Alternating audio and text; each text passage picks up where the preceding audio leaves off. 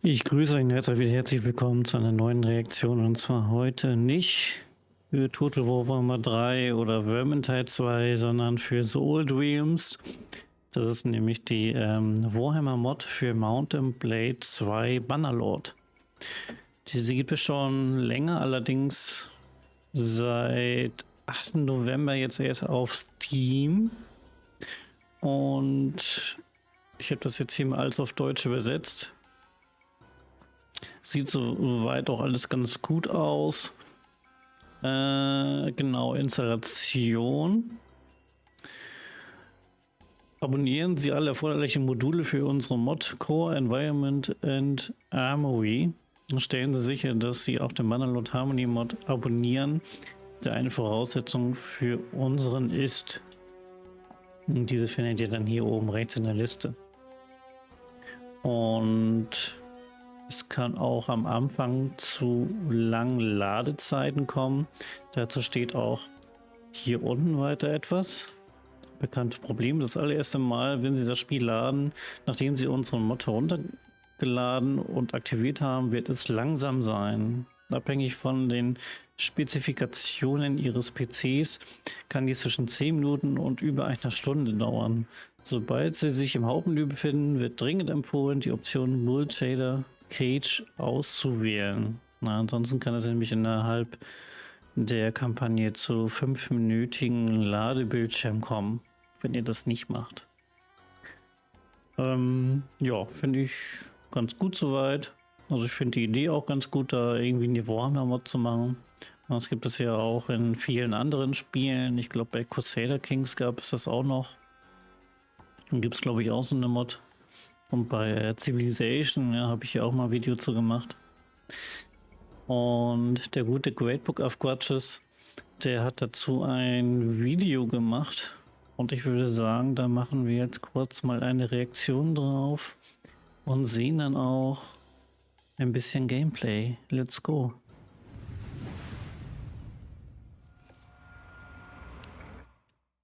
Hello everyone and welcome back to the Great Book of Grudges. My name is Nathan and we've got some rather exciting things to talk about today. You see, the Old Realms mod, the Warhammer Fantasy conversion for Bannerlord, just received a absolutely massive update.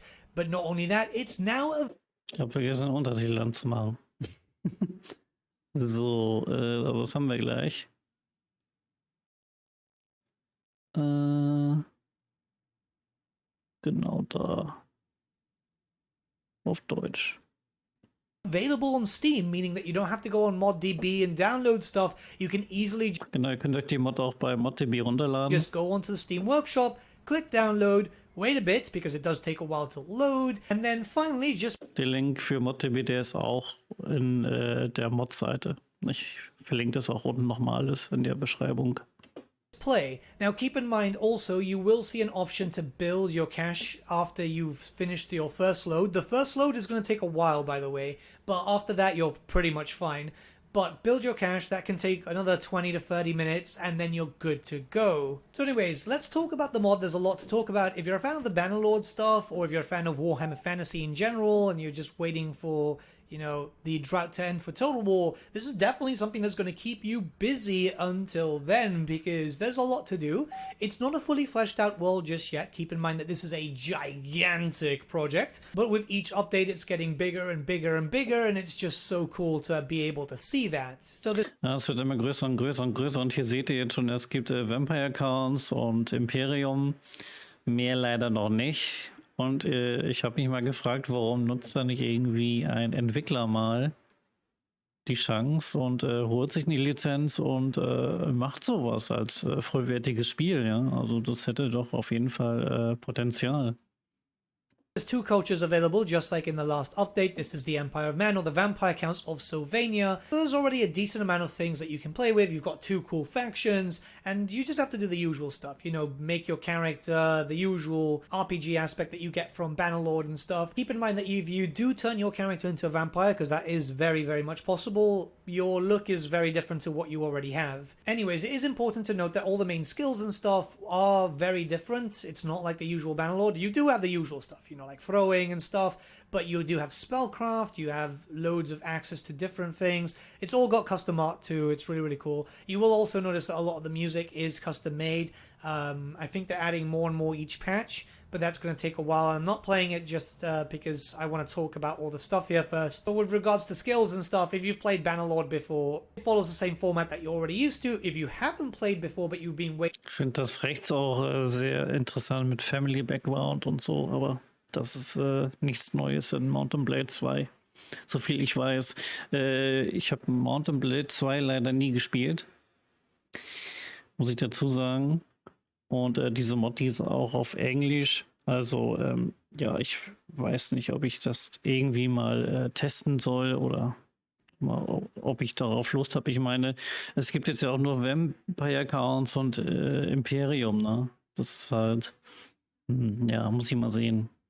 To pick up this game just specifically for this mod, you're fine, don't worry, it's simple enough. You do your whole family background stuff, that gives you some basic skills to get started. Think of it like a basic RPG, essentially, and then you go from there. You can get your skills up as you start, like using weapons or magic and stuff. So don't you worry, it's not a difficult thing to learn. I think that's probably the best way to explain it. Just go through the motions, see which one that you prefer, and, you know, go and create your custom character. I'm going to be using a cheat mod here and going very easy and all that type of stuff because I just want to go around just to show stuff off. But in general, it's going to be quite a fun thing. I'm going to make a vampire because vampires are cool. And I actually just really like vampires. Vampires are necromancers. Also für einen Vampir hat er komische Kleidung an, aber okay. Necromancers can be able to summon stuff in. You know, you can get some Skeletons. Genau, das geht ja, man kann auch Untote beschwören als Vampir oder Nekromant. Und es gibt auch zahlreiche Zauber, die funktionieren schon, ja, zum Beispiel ein Feuerball und so. Und Imperium hat, glaube ich, Feuermagier und Himmelsmagier. Mehr weiß ich da gerade nicht. For free and it's just cool, right? Anyways, once we get genau, das ist jetzt hier die Karte. Into the world map, you can see that there's a decent amount of playable area. The map is absolutely massive. We'll go over that in just a second.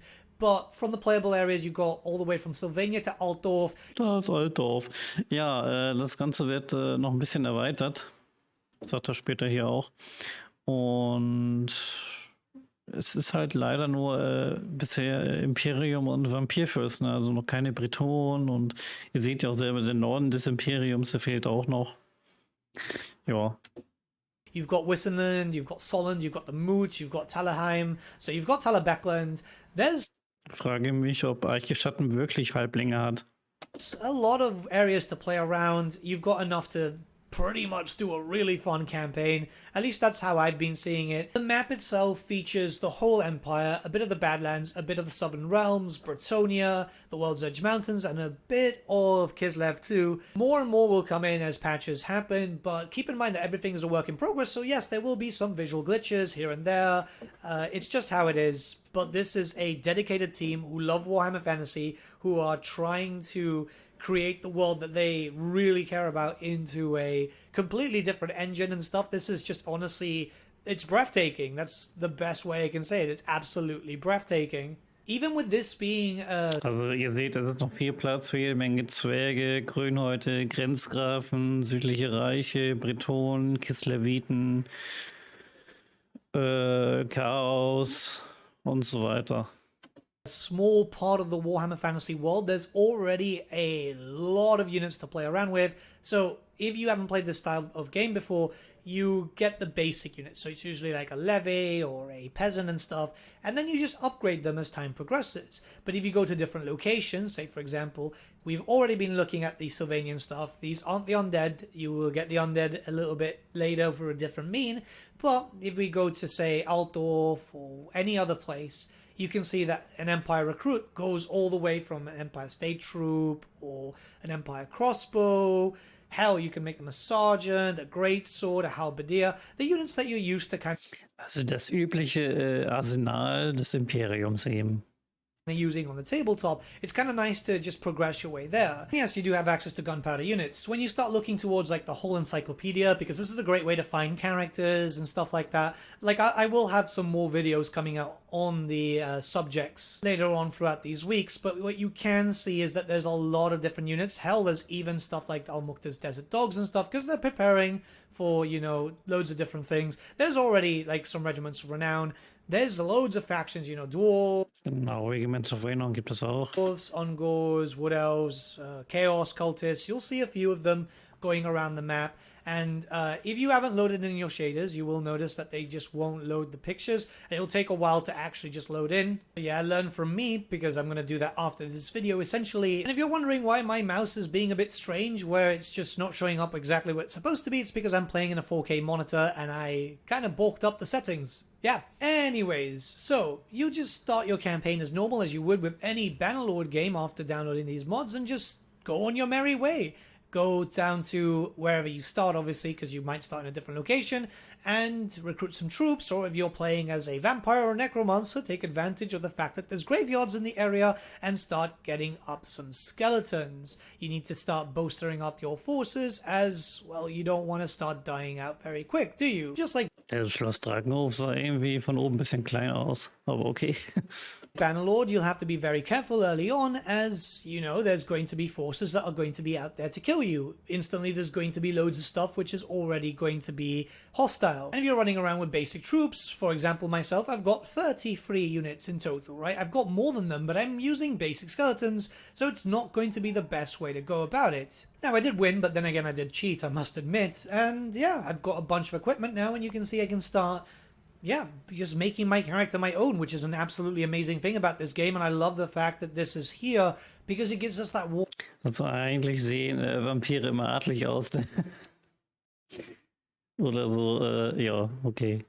Warhammer Kit Bash, doesn't it? Sure, my character isn't going to win any fashion shows, but he is going to be able to start carving out his Man muss ja auch irgendwie klein anfangen, ne? Das ist halt so. own future and possibly become the ruler of Sylvania, because yes, you can take over kingdoms if you so wish. As far as I'm aware, not all unique cities have unique maps just yet. Here we are in Altdorf, and again, that's a bit much to expect considering that this is still a very early development mod. This is going to take a while. This is going to be patches and patches to make this an absolutely massive thing, but it's all... Also einige Städte sehen gleich aus, ne? Die sehen dann halt so aus wie andere, aber es gibt auch einige einzigartige Städte.